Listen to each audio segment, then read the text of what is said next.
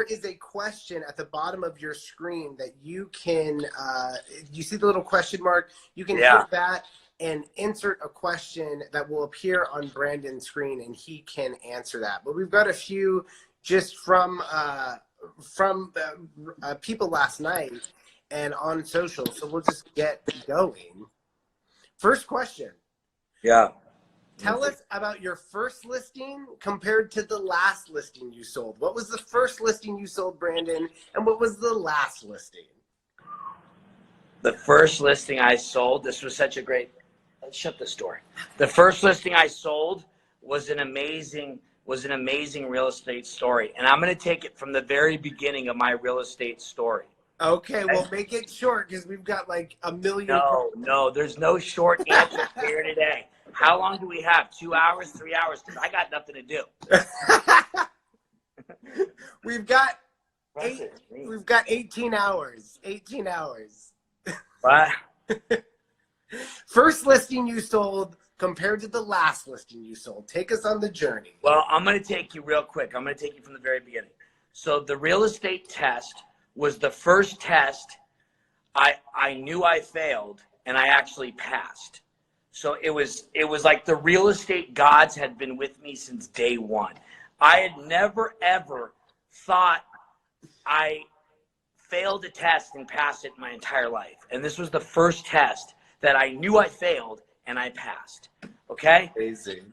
First listing, I meet this guy at a restaurant, right? Uh-huh. I meet this guy at a restaurant because the story is interesting. And this guy was like this young, cocky, commercial real estate guy that was on fire.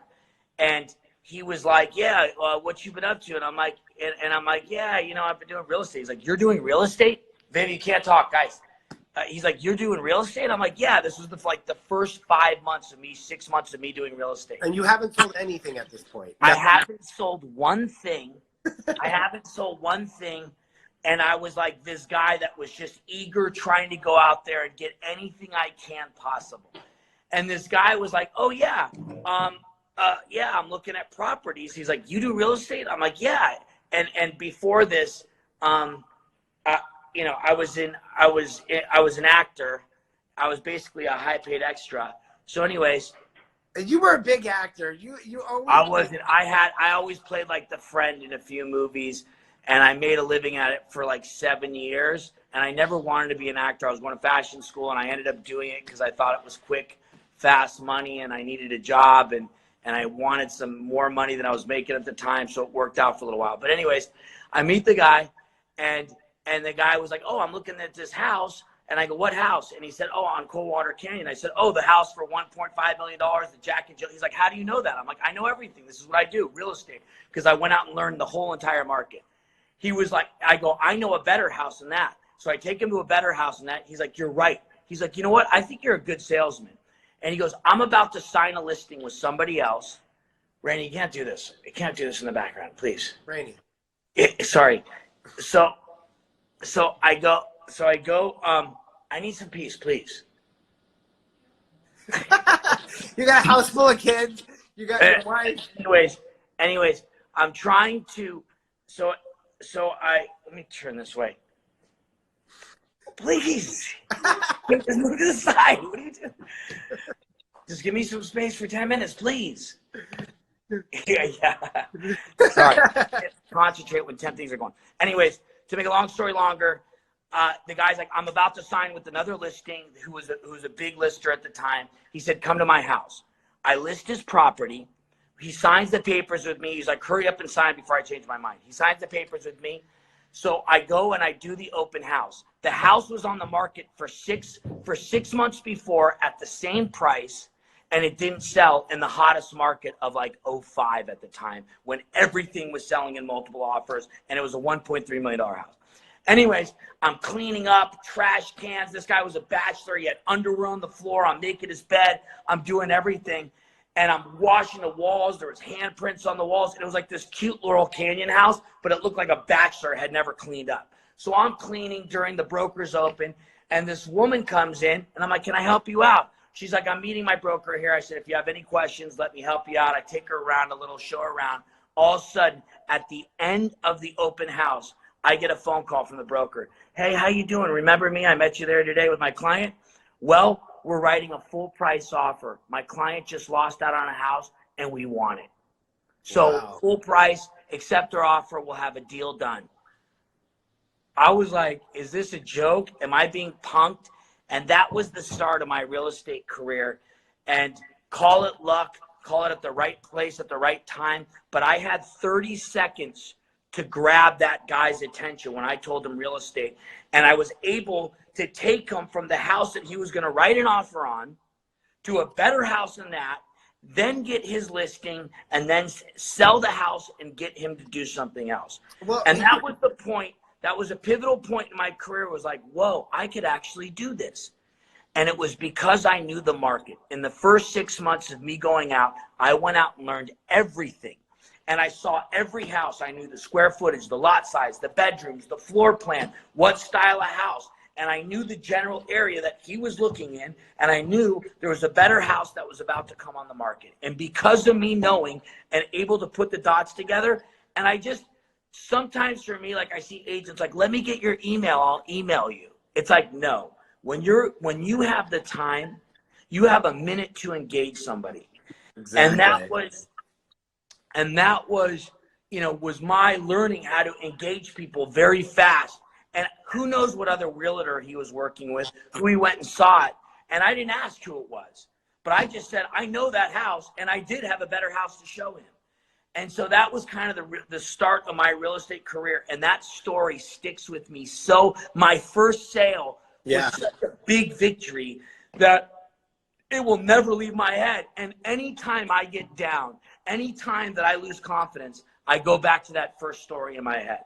And that was kind of, and now, did I know the paperwork? Did I know the deal points? Did I know about mortgages? No, I was learning all along the way. I was a complete rookie. But you know what? I tried my best and I learned everything. So when you're down, because a lot of agents out there are down right now, when you're down, you remember that first sale and how it spoke to you, and it was like, this is your path and you're going to be okay. That's great advice. You're like the Tony Robbins of real estate. I'm calling it right now. Next question. This is a hard one. Describe your sales strategy in one word. One word, Brandon.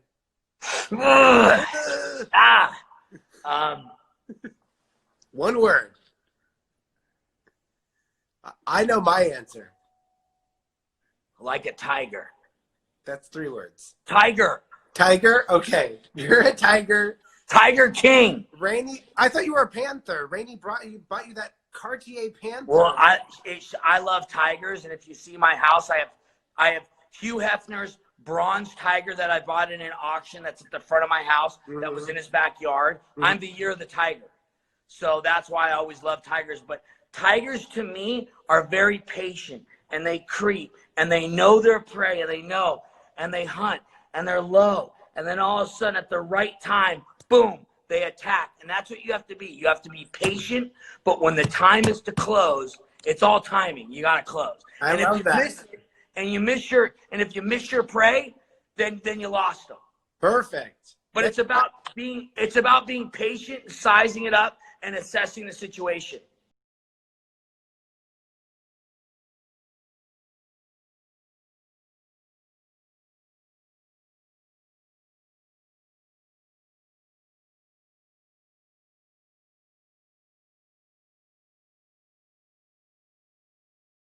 Okay, next question. Rainey is famous for, you guys are famous for saying suit up and show up. What does that mean? It means when you don't feel good. It means when you don't want to, when you're feeling emotional, when you're feeling sad, when you're beaten up, when you're happy, when everything's going your way, when you just closed a big deal and you say, I should be on a vacation. No, you show up back at work. You know, our team always says, like, you just closed a huge deal and you guys aren't even celebrating. And it's like, yeah, good team. Let's keep going. And that's what I find is that a lot of people will do a couple big deals or a deal or two and then take off and go, oh, I can relax now. Well, I've always had it in me where it was like I wanted to be the best. I wanted a house in Malibu. I wanted to build my own house. I wanted to develop, put my money back into real estate. Yes. So to me, it's like keep going, keep pushing forward, and keep pushing yourself towards greatness. And one of those days you could retire on your island with the surfboard and the golf clubs and in your golden years, with your spouse, and kick your feet up and have that, that drink with the little, whatever it is in it, pineapple. And, but until then, for me, it's like, let's go big. I've known you. I worked for you. I've been your publicist for almost 2 years. You've taken one vacation that entire time, holidays included, one vacation, and it was after you did a double deal. And I think had been planned for 5 years. I was surprised you even went. Well, that's kind of true. I usually take like 2-day vacations, like a 3-day, 2 to 3 days. I go on like a ski trip or a surf trip. I love snowboarding. I love surfing. And so I'll do like little trips here and there, like from Friday till then I get back like Monday morning. I love that. Okay, next question. But on all of my vacations, I'm always working. I always have my phone. So I love a beautiful scenery wherever I am, but I love to be grinding out deals. Does Rainey ever say to you, like, can we just have a day off? Or are you guys both fed so much by it? Like, don't you ever just want to take a day? I think with both of our energies and kind of the way that we formed our team, we've always we're kind of bred for that. I mean, once in a while, we'll be like, okay, enough. Put your phone down. That's enough. So, yeah, there's a few minutes of the day where we do that. Okay, next question. Best closing advice. We want your best. I've got someone. They're about ready to close. How do I bring them in for the kill, that tiger? How do I pounce? So not having to, throw your money away to a landlord and put it in a piggy bank.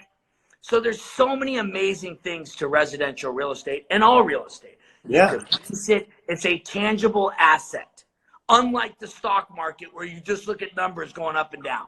It's totally true. And I think after this, we'll see so many people will be balls to the walls crazy because so many people will be taking their money out of the stock market and wanting to put it in real estate. So many people will want to move. We talked to Rainey about that yesterday, how people are thinking right now, God, this house is small. I should call Williams & Williams and buy a bigger one. All right. This one, remember, you can always pass on a question. You can plead the fifth. Okay.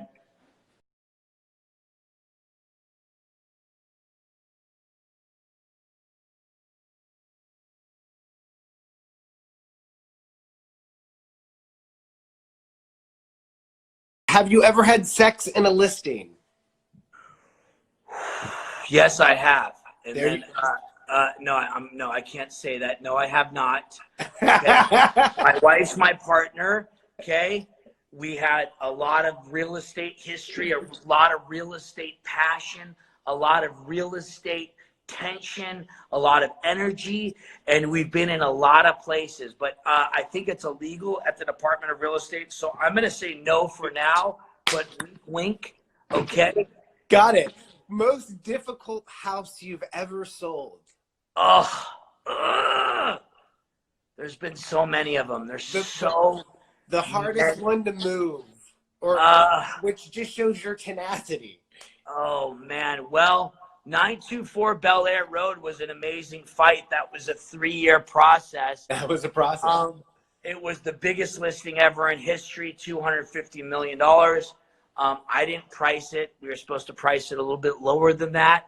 But, I'm on the developer's journey. It's not my money. I'm here to serve the client, the developer. And you know what?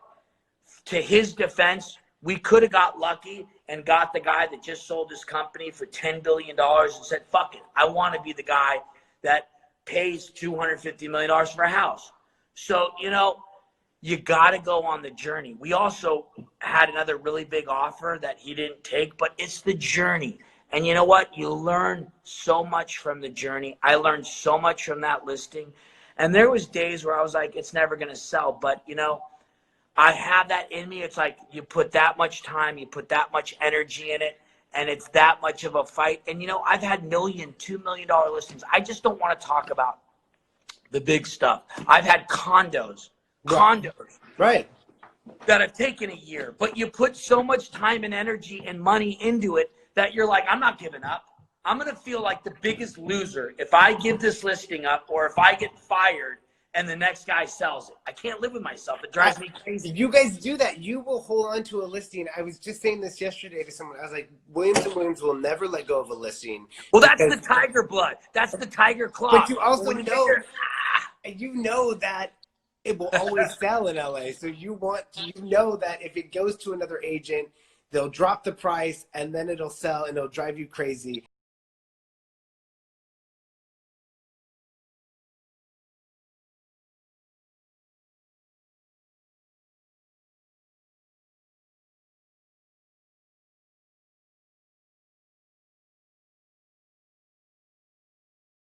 We have people on, just for the record, people are saying hi from India, from Italy, from the What's Middle up, East, India? What's up, Italy? from Brazil, from Hungary. Brazil in the house, Brazil. They're all over and they want to say hi to you, so I want to make sure. Thank you guys for coming on. Truly appreciate it.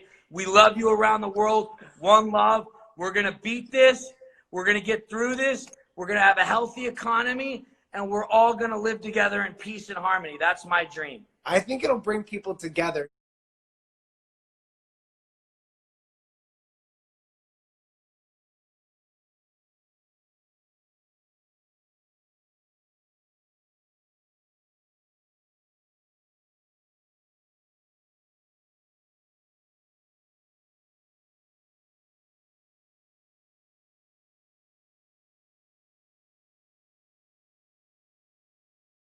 Next question.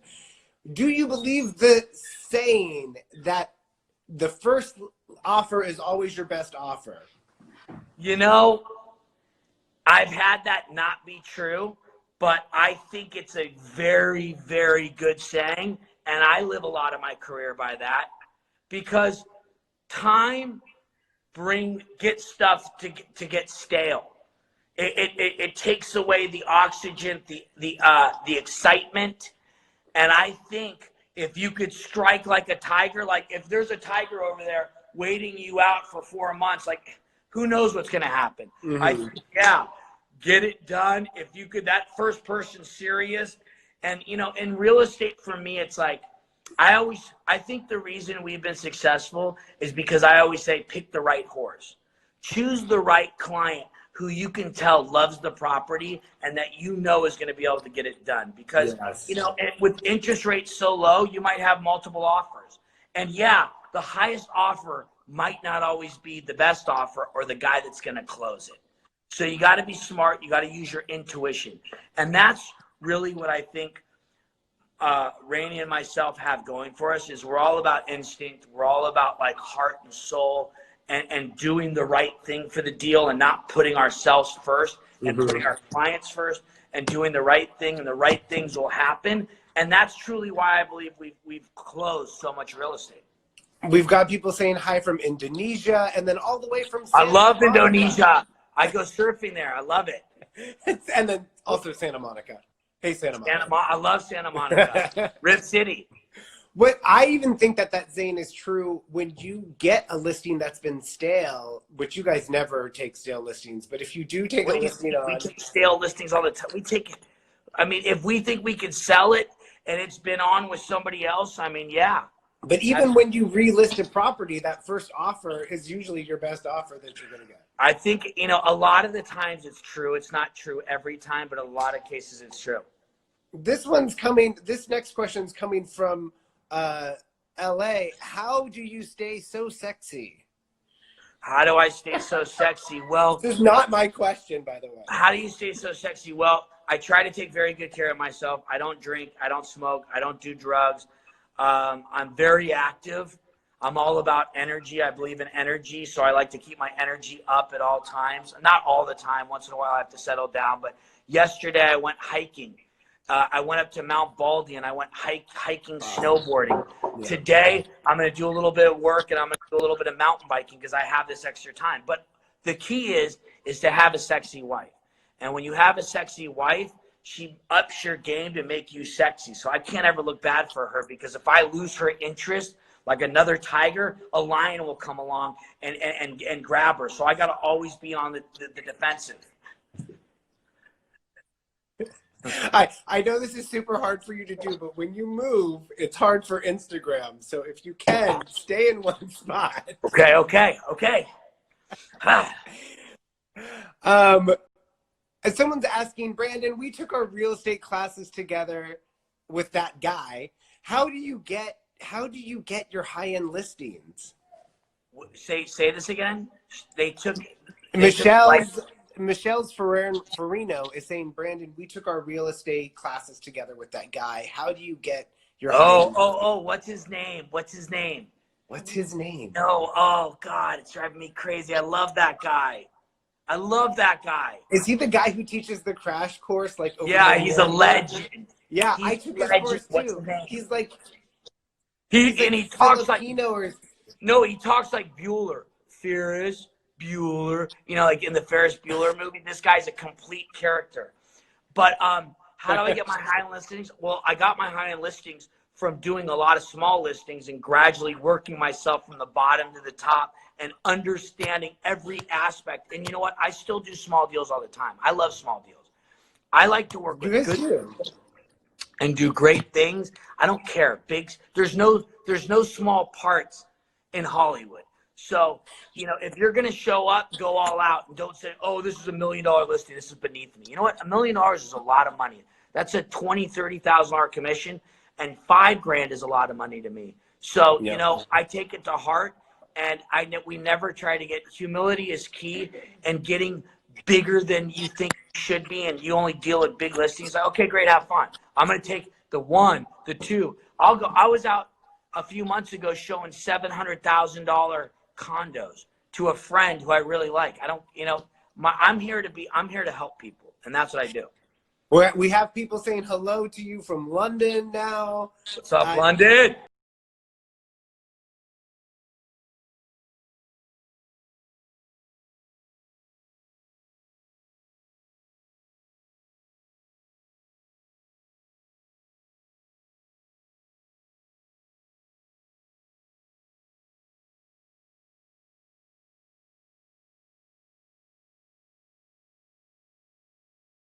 Next question is, vertical living, is it a fad or is it the future for Los Angeles?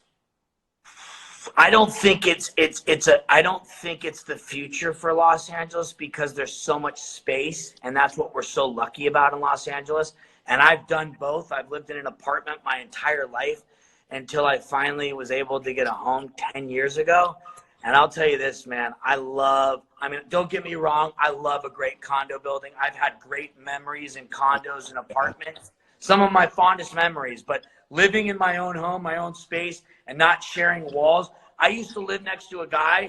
We used to share a wall. He used to snore so loud at night. And I have a hard time going to sleep. This guy I would hear him snore the entire night. I love that. We've had this question a few times. Are you guys taking new agents at Williams & Williams? I think a lot of agents look at your brand and they want to be a part of it, but you like to keep your team small. Are you taking new agents? Well, it's a case-by-case thing. And at Hilton and Highland, we don't have that much office space. We don't have, we're still under the brokerage of Hilton and Highland. So it's been harder for us to really do it. But listen, if we see somebody that we like their energy, we vibe with, we think could make a good fit, we're always open. We never cut off. So, but it's just harder because we're still at Hilton Highland. We have, I think, 7 to 10 people on our team. So we're already like crammed in. I don't even sit in my office. I got like 3 of my employees sitting in my desk chair and I'm sitting on the other side of it. And I'm like, what's wrong here? But it is what it is.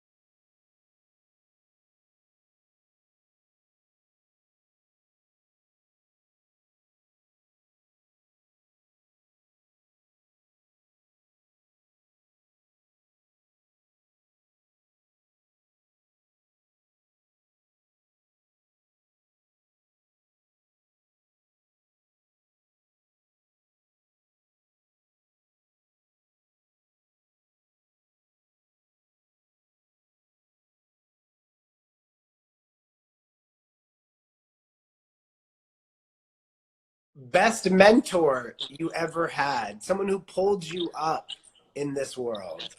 Well, I've had so many good mentors, and I'm not going to say just one, but I had an amazing mentor, method acting. It was my acting class. His name was Tony Greco, and he's out of New York. He was one of 15 people taught by Lee Strasberg, and he taught me method acting. And now, Wow. I'm not saying I'm a great actor, because I'm not, but the responsibilities and the given of method acting, and really it's about doing your homework, and it's about preparation and determination, then equals life, reality, luck, whatever you want to call it. So what it really taught me is if you're going to do a play, let's say by Tennessee Williams, you better know everything about that playwright. You better know everything about all the characters and why he wrote your character in there and what time of year it is. Is it hot outside? Because if it's summertime in the South, that's a way different energy than wintertime on Broadway in New York City. So you got to think about all elements. Is it Christmas time? How do people feel during Christmas time? Are they happy about Christmas? I love Christmas time. Christmas time. Christmas.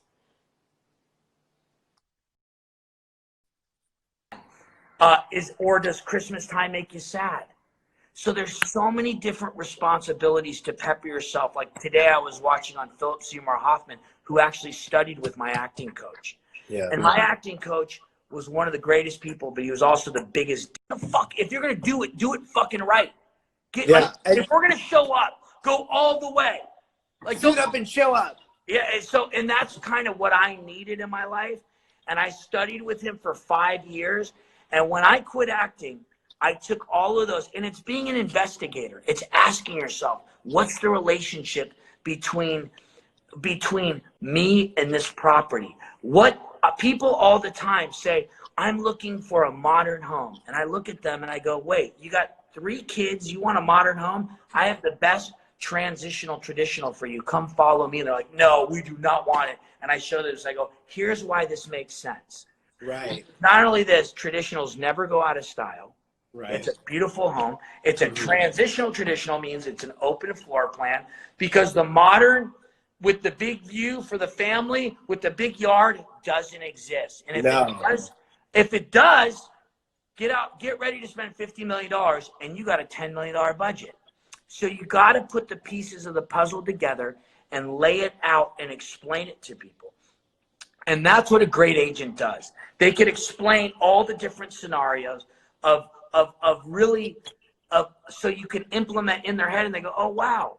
Oh, I didn't think of it that way. Okay. So you could cut out 6 months of your time, a year of your time, because guess what? In that year, their cousin gets their real estate license. Their mom just reissues their real estate license. Oh, thank you for all your help. You've been amazing. Thank you for educating me, but my mom just got her real estate license, and she's going to give me half of my commission back.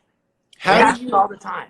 How do you deal with, like, I think a lot of agents out there have been so close to a deal and then it falls through. How do you deal, maybe defeat's the wrong word. How do you deal when things don't go your way? Like, what do you do with that loss where you're like, fuck, I spent a year on this. Well, I spent all that money. I spent all that time. Oh, man, you don't even know. We were just talking about it this morning. One of our clients, who I've spent $1.3 million and haven't made a dollar back. Insane. But you got to take it on the chin. You got to take it like a man and a woman. You got to, listen, it's like relationships you've been in. Past relationship, that was the worst relationship of all time. Well, if you're smart, you made it a lesson, you learn from it, and you learn, like, I'm not going to put myself back there again. And then you find your dream woman, like I found. And I'm not saying my past relationship was bad. I'm not trying to talk bad, but everything in life is a lesson. And if you look at it as a lesson and going, you know what? The best saying I've ever was saying, Viv, you can't do that. Please don't run back and forth. Come on, get in your room. Sorry. I can't have too much things going on. I got to concentrate and people were running by me. Anyways, the best, what? What's happening in there? The kids. Anyways, it's okay. My wife's shaking her head at me going, get in your room. But the best saying, no, I'm going to tell you the best saying. And I live my life by this saying. I live my life by a lot of sayings, okay? And the best saying is I was studying with this guru, Sikh guy, right? And I was in and he always, and this guy's amazing. His name's Guru Singh, another mentor of mine. Okay. And I looked up at his wall, and he has the 2 swords, and that's for the Sikh religion, and it's the 2 swords. I go, why the swords? He goes, you want to know why the swords? He goes, you know why we practice yoga, why we eat healthy, why we wake up at 4:30 and do what is it? It's meditation and prayer at 4:30. He goes, you know why we do that? He goes, so we could stay flexible, so that when problems arise, we could just move around it. It's all good. He goes, but you see the swords? The swords are when you become a master. Then you don't have to do anything, and you could slice right through the bullshit. It just comes around you, and it slices right like that. He goes, that's when you become a master. So you know what? Every day in life, you are going to have your challenges. Every day in life, I'm going to have to make phone calls to my clients and say, yeah, they're not buying it. They think it's overpriced. Yeah, it's a bedroom too short. And I have to make a lot of phone calls that I don't want to make. And they go, but Brandon, you're supposedly the best. That's why I hired you. You're supposed to get anything sold. So I go, hey guys, I'm a conduit to making this happen. I've made a lot of miracles. I've pulled a lot of rabbits up my hat, but we also have to live in reality. And we also have to figure out where we're at right now. And there's a lot of times when I'm not the miracle worker. I'm not the closer. You know what I'm saying? I'm the punching bag. Mm-hmm. I'm the guy that's like, another day of this, another showing. Rainey and I did a development. Our first big development was in 2007 up Viewmont, up Sunset Plaza, and there were 6 homes. And our buddy did these homes. We literally showed every single one of these homes between 200 and 400 times.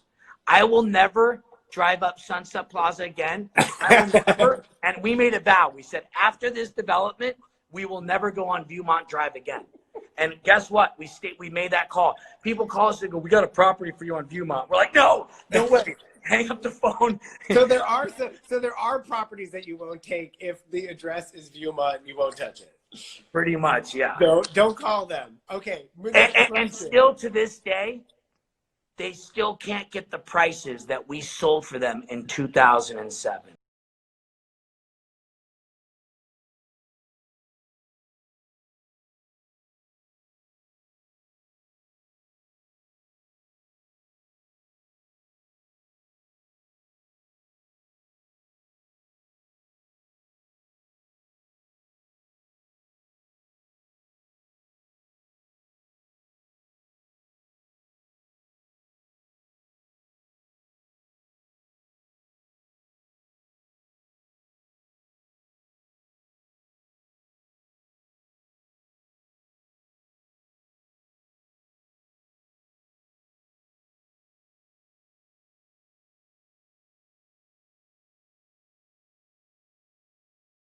And this is just my question.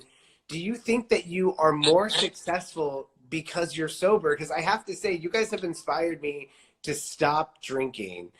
I still smoke, a little bit of pot here and there. Don't smoke the weed. Stop. This is not the same weed Bob Marley was smoking. He was smoking Sensimilia. It was brown, natural weed from the islands. The weed now is like the Kush. It's Yoda brains. This stuff will melt your brains. Okay. Well, it kind of does melt your brain. But do you think, I want to be, and I think a lot of people out there see you and that you guys are so successful. You're developing, you're designing. Is it because is some of your success due to your sobriety? I would say all of my success is due to my sobriety. Well, fuck it then.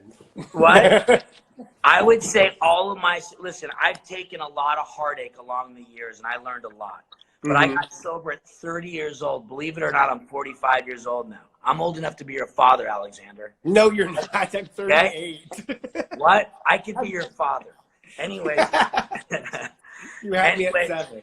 I got sober at 30. And I had big jobs before. I got on a couple TV shows that were canceled, and I got fired from them from drinking and doing stupid shit. But for me, When I'm dead sober and I take all of that energy of getting beat up, having to show properties 350 times and going maybe 351's the time. And that's the energy that I use to propel me forward. And going back to method acting, Lee Strasberg said every task demands a certain amount of energy. So if you start looking at the energy of Christmas, if you start looking at the energy of Viewmont, if you start looking at the energy of your wife, your partner, your kids, real estate, people, clothing, everything's energy that you put in and out of your body. And you know what? I don't have time anymore to wake up kind of a little groggy. I don't have time to, smoke a bunch of cigarettes and weed and do a few lines of coke. It's just, it doesn't work in my life. And yeah, I think a lot of this from me being mentally, physically, not showing up the next day, talking to clients with vodka on my breath, like, hey guys, take my advice. And they're like, Jesus Christ. So yeah, for me it works, but I take things to the extreme. Some people, listen, it's your own gig, but I don't like to have a couple drinks. I like to have a lot of drinks. You know what I mean? Not all the time, but when I do, so I've chosen to stake 100%. I don't do anything. Not one drink, not one hit of weed, not one sleeping pill. Or if I'm going to take a sleeping pill, it's going to be magnesium. Okay. Do you ever use that when you go in for the kill to get a listing? Are you ever like, look, I'm sober. I will dedicate everything to this listing. Well, I think people really know who we are now, and we've created our reputation and kind of what we do and who we are and what we're about. And, I'm about health and energy and love and like trying to win and doing the right thing. And I think that's the reason we are where we are today. I'm going to say that, and I try, and I'm respectful of everybody. Now, if you're a complete asshole to me, I could become a real big dick too, but I try never to go to those places, and I try not to. And I look back and I look back when I've done stuff and I'm like, you know what, that wasn't the best thing to do, and I'm ashamed of some of those things that I've done. But I was also taught in method acting, you fight fire with fire. You also, if energy's coming at you, you got to elevate to that energy.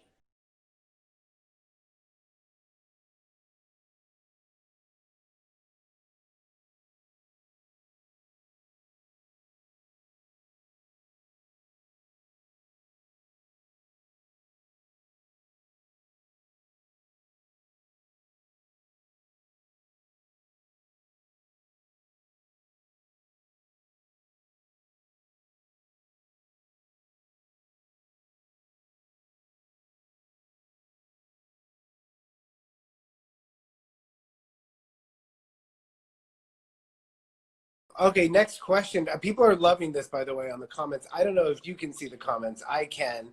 Some people studied with Anna Strasberg, LA interior decorators crying laughing. What about when you list a property, someone says, sometimes you title properties and sometimes you don't. When do you decide to give a property a name, and when do you decide to be like, no, that's too much? It doesn't. I don't, sometimes properties speak to you and you got to go with it. Sometimes properties, and you got to go with it. And to me, everything is a case by case, So sometimes, I have to name them, but I also, Rainey and I started representing Jeremy Renner and Christopher Winters. I don't know if you guys know, Jeremy Renner was the big actor. Yes. Now is so big, he doesn't have to do specs anymore, but they would name properties, and I thought that was cool. So we kind of learned from them. Everything is learned.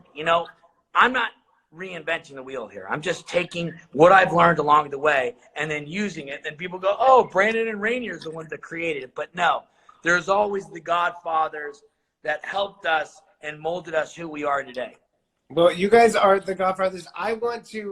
We've almost been talking for an hour, if you can believe that. No. Yes, and technical difficulty for 30 minutes. Instagram will cut us off at an hour, so we're going to go for 5 more minutes. And this is so much fun, Brandon. I seriously believe that you are the Tony Robbins of real estate. You know what? I'm going to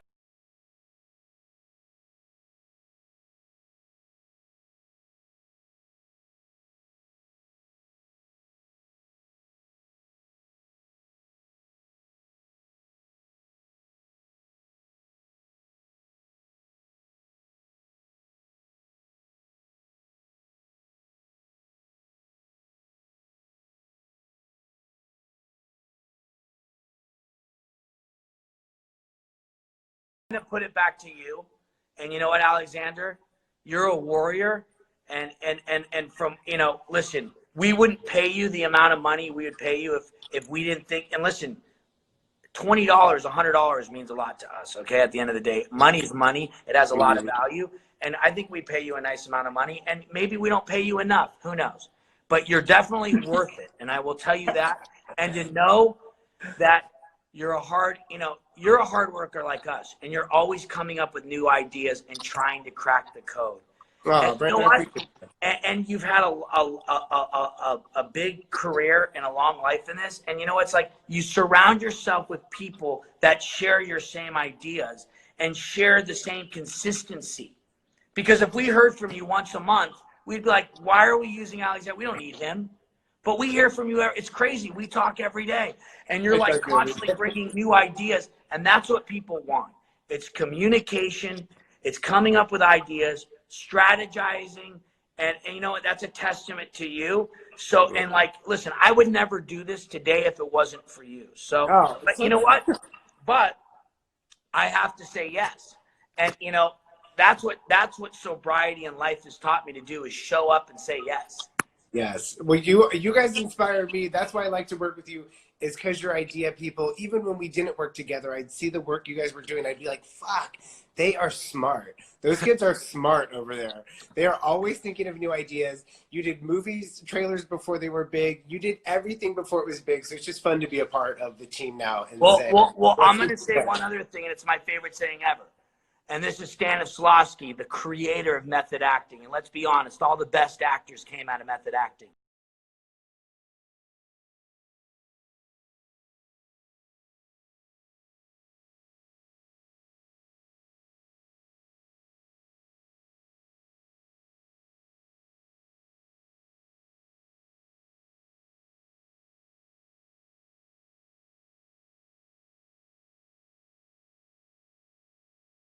And isn't real estate acting? It is. No, everything in life is acting, because you know what? You have to show up and play the part, whether it's a waiter, whether it's a busboy, whether it's a banker, whether it's a nanny. You got to show up and play the part. And that's what people want. Like, oh my God, she's an amazing nanny. He's an amazing realtor. What a banker. You know, you got to play the part and show up. And if you're going to do it, and that's what it also taught me. I'm like, you know what? If I'm going to show up and be a realtor, I'm going to come up in a suit. I'm going to look good. I'm going to be ready. I'm going to be Johnny on the fucking spot. Exactly. But, one more thing. So Stanislavski said, and this is one of my favorite sayings ever, in the creative state of being, there's no such thing as distractions, just the potential for inspiration, to inspire. And that's when I always think, how can we get this property exciting? What can we do to change it up? How can we change the energy around? How are we going to get this property sold? What can we do here? But that also is such a good saying for now, for this moment, for this time. It's say it again, Brandon, because like you can sit on your ass or you can be creative. You can react to this moment. Yeah.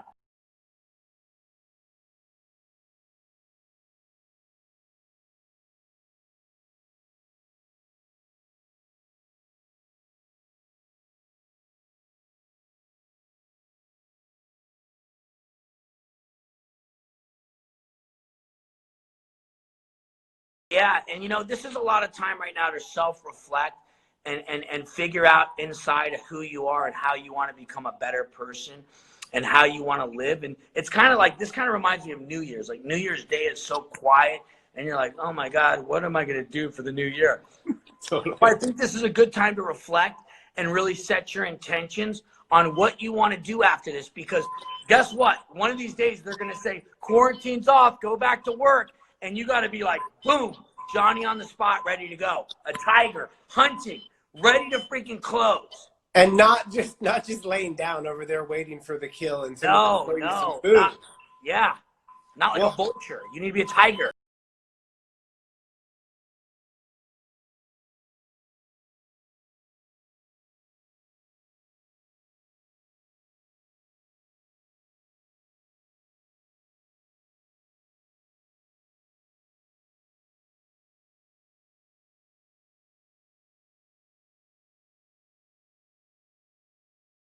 I am so inspired by you. Let's do one last question. I was going to ask you who your best gay friend is, but we all know the answer to that. Well, are you kidding me? I would say myself. And then you. Listen. Yourself. Going back to being an actor. You are a gay man a little bit. I've seen your closet. Listen, I've always loved gay things and being, gay and emotional and loving and this. And listen, at the end of the day, I've never been with a man. I kissed a guy once during a truth or dare, and it scarred me for a long time. It scarred me for a long time. I still remember that this guy took it too far. Oh, no. Yeah. But guess what? As a realtor, I have to work with so many interior designers and gay guys, and I have to be at who they are and what they like in this. And listen, you got to be a chameleon. So you are my second best gay friend.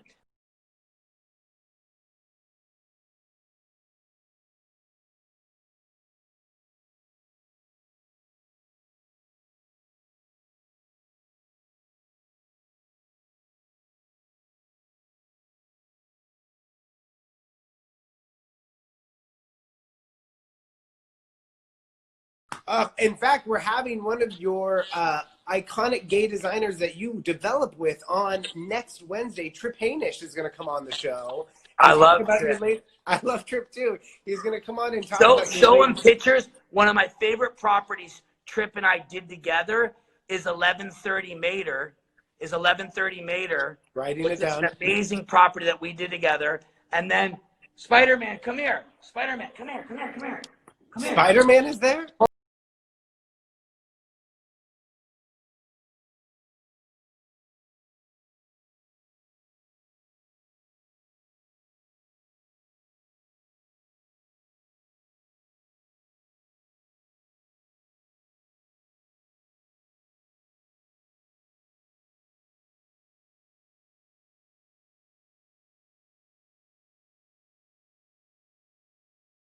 Hold on.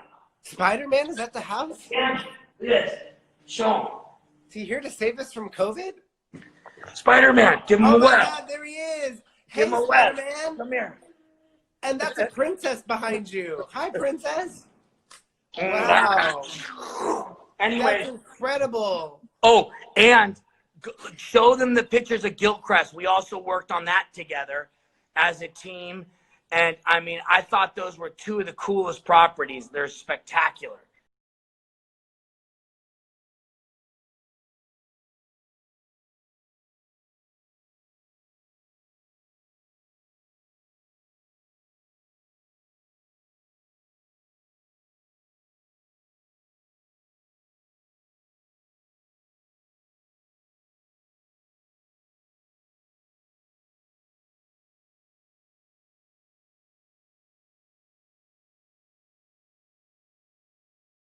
Last question from the audience, from Ben Bacall, as well as a bunch of myself and a bunch of other people. What the fuck happened to your arm? Oh, I fell on a mountain bike. Jesus. That is gnarly.